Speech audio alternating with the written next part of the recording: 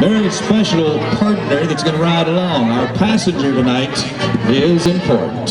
It is our friends from the Anheuser-Busch Company. Here in town, it's called Sandy Max Distributing. And as the old dog gets on, we're putting our very special person on the wagon right now. I'm sure you can see right over the top of my head right now. And use two firemen to get Budweiser him on. Clydesdales have the new dog named Chief with us tonight. Up on his own and look at the guy accord. climbing up on the wagon. I know he's a long ways away, but there's a guy in dress blues climbing up on that wagon right now.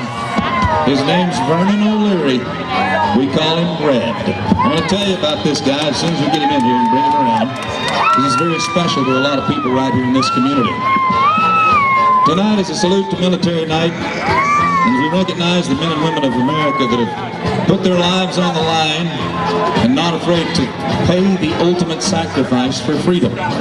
Normally we love to bring the Budweiser Clydesdales in, let them stomp around and do their thing. Tonight, it's one of the very few times that the Budweiser Clydesdales said, "You bet, we'll take a passenger." Ladies and gentlemen, boys and girls, slap your hands together and say hello to the one and only, the world-renowned Budweiser Clydesdales.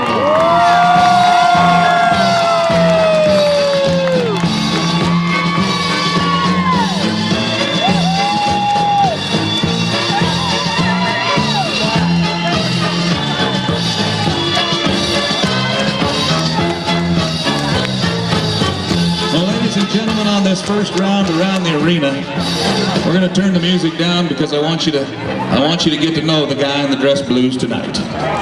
Vernon O'Leary joined the Marines in December of 1942 at the age of 17. His dad had to sign for him, and he joined out of the patriotic duty after Pearl Harbor. He saw combat in Tarawa, Saipan, and Okinawa. He was wounded in Saipan, where he was shot in the cheek, which resulted in severe facial injuries, and was shipped back to Hawaii to recover. The United States dropped the atomic bomb on Nagasaki, August 9th, 1945. Red's unit was there 45 days after the bombing. Back then, we didn't know all the ramifications of nuclear fallout.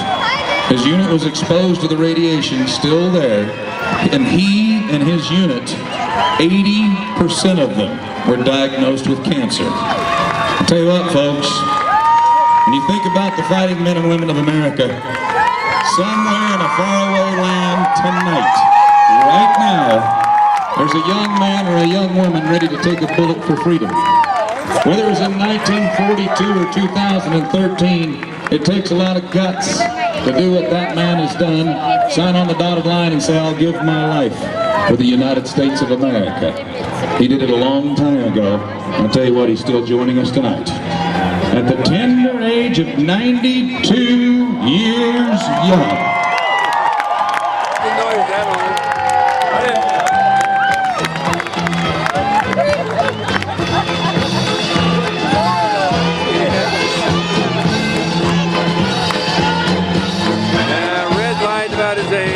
I think so. I want to say thank you, ladies and gentlemen, for standing and recognizing this young man and his great partners of his unit, because without them, where would we be today? Without them, who would we be today? Would we be under some other form of leadership, dictatorship? Who knows? It's because of guys like that right there that we have the freedom that we enjoy today.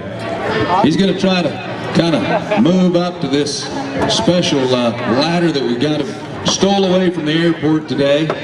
Give him a shot to get down off that wagon safely. After we do, and he gets a couple of steps down, I'm going to try to have him turn around for a photograph. His family has been waiting a long time to take. Marine Corps, 1942.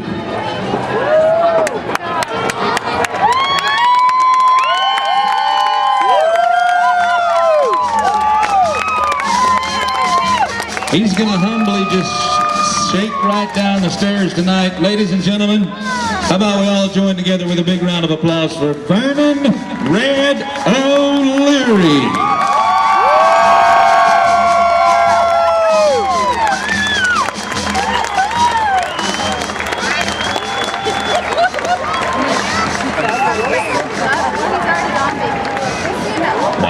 What a great night. What a great night. Now I'd like to introduce you to the two professionals that'll be driving those beautiful 8 horses around tonight.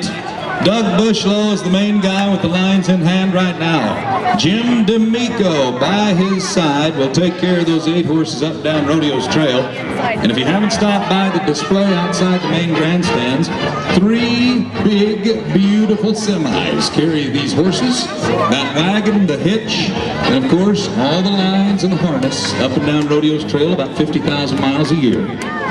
If you're saying I'd like to have a hitch like that, well you can. The harness alone